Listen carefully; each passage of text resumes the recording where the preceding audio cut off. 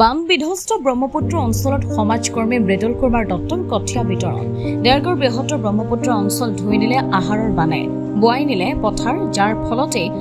বান বিধ্বস্ত অঞ্চলসমূহত ধান খেতি কৰিবৰ বাবে বৰ্তমান কঠীয়াৰ নাটনি হোৱা পৰিলক্ষিত হৈছে খেতিয়ক ৰাইজে সময়ত কঠীয়া ৰুব নোৱাৰিলে বছৰৰ কষ্টখিনি অথলে যাব খেতিয়কৰ সমস্যা বুজি আগবাঢ়ি আহিছে জ্যেষ্ঠ ৰাজনীতিবিদ ডাক্তৰ মৃদুল কুমাৰ দত্ত তেওঁ বান বিধ্বস্ত চৰাই চাপৰি সদাৰ গাঁৱৰ আৰু সকিয়াল মিচিং গাঁৱৰ কেইবাটাও পৰিয়ালৰ মাজত কঠীয়া বিতৰণ কৰে লগতে মৃদুল কুমাৰ দত্তই পথাৰত হাল বাই খেতিয়ক পৰিয়ালকেইটিক সহযোগিতা আগবঢ়ায় বানাগ্ৰস্ত ৰাইজৰ কাষত থিয় হোৱা ডক্টৰ মৃদুল কুমাৰ দত্তক গয়া ৰাইজে শলাগ লৈছে ইতিমধ্যে দত্তই বানাক্ৰান্ত ৰাইজৰ বিভিন্ন সমস্যাৰ বুজ লৈ চৰকাৰৰ দৃষ্টিগোচৰ কৰিছে বানপীড়িত অঞ্চল এটা বানে গোটেই কঠীয়া চঠীয়া শেষ কৰিলে আমাৰ দেৰগাঁও মৃদুল দত্তই কঠীয়া দিছেহি আজিৰ পৰা আমি ৰোৱা আৰম্ভ কৰিম সহায় কৰিছোঁ যেতিয়া আমি ভাল পাইছোঁ তাত কঠীয়াটো নাই চাপৰি